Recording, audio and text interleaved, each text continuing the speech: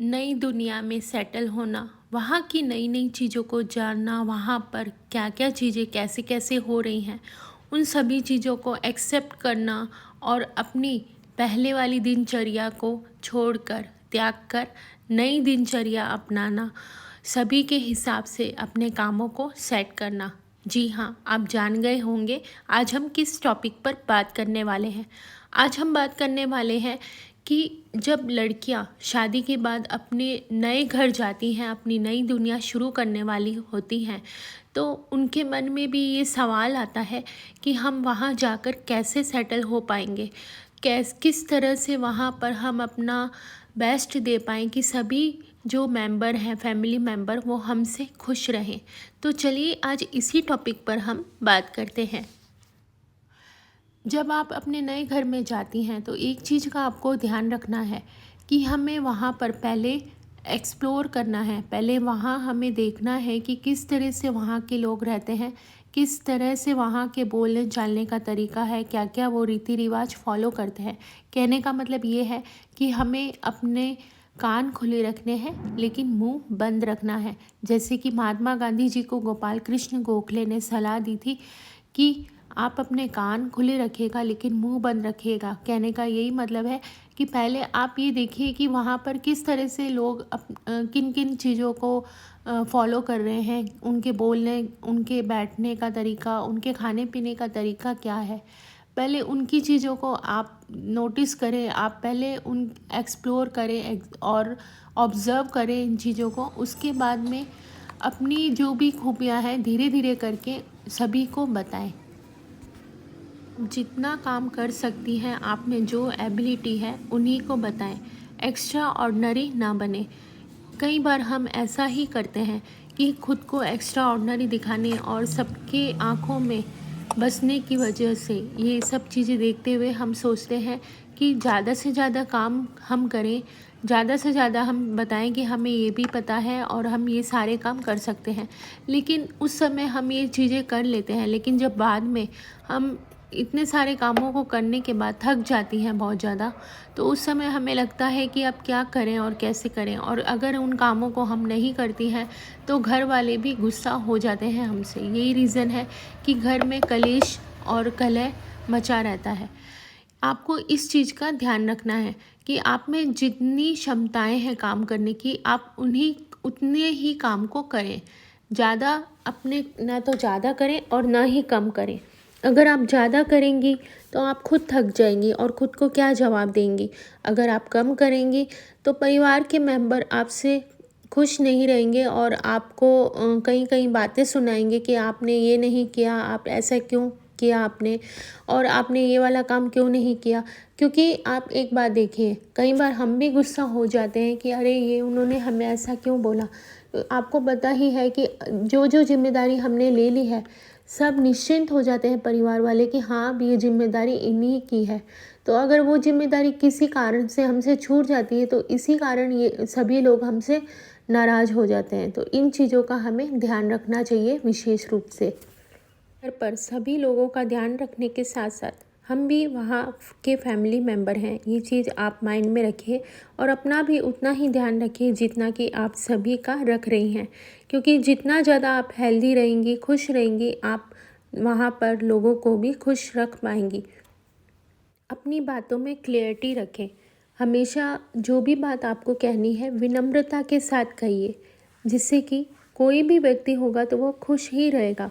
जब आप मीठा बोलेंगे और अपनी क्लियरिटी हमेशा रखेंगे कि हाँ मैं ये चीज़ कर सकती हूँ।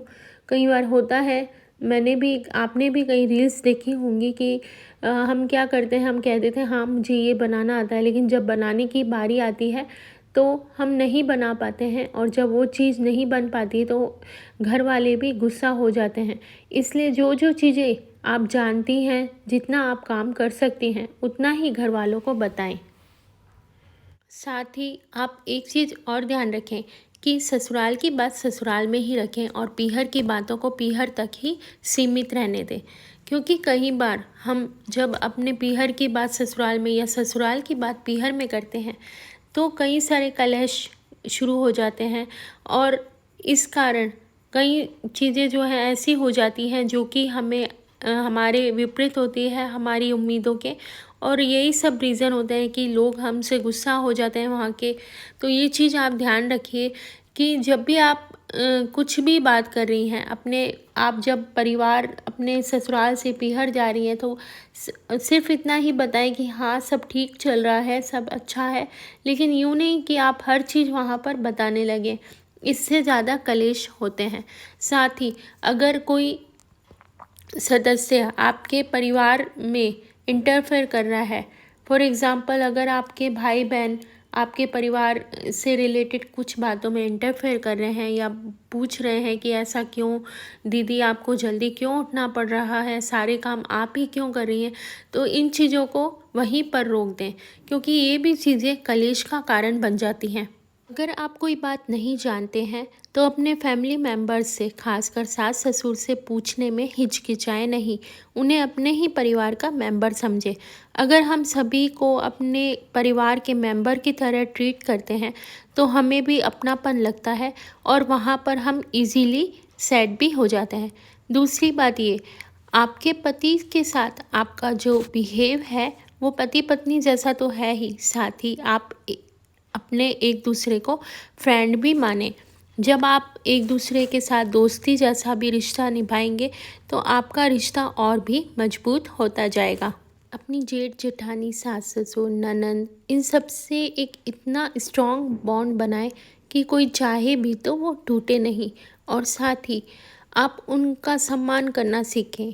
अगर आपको कोई चीज़ नहीं आती है तो निसंकोच आप उनसे पूछें। जितना ज़्यादा आप पूछेंगी, जितना ज़्यादा आप बात करेंगी, आपके बीच में कम्युनिकेशन गैप कम होता जाएगा और जो भी परेशानियां हैं या कोई भी मिसअंडरस्टैंडिंग है वो कम होती जाएगी। ज़्यादातर घरों में झगड़े और फसाद का कारण मिसअंडरस्टैंडिंग ही होती है।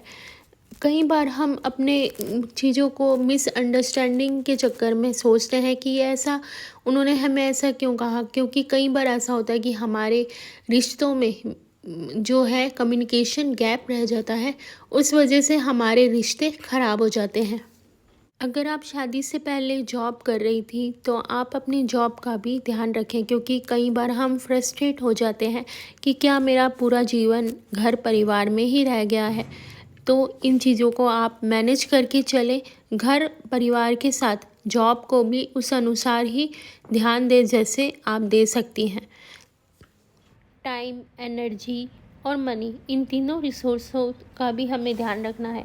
अब आप एक नई गृहिणी, एक न्यू ज़िंदगी में जाने वाली हैं, तो आपको इन चीज़ों का भी ध्यान रखना है कि किस तरह से हमें अपने नए घर में सभी चीज़ों को इस तरह से मैनेज करना है कि सबकी ज़रूरतें भी पूरी हों और हमारे जो तीनों रिसोर्स हैं वो भी हमेशा हमारे पास रहे, मतलब हमारी बचत भी रहे साथ में, और हम अपने परिवार वालों के लिए भी अच्छा और बेहतर काम कर सकें।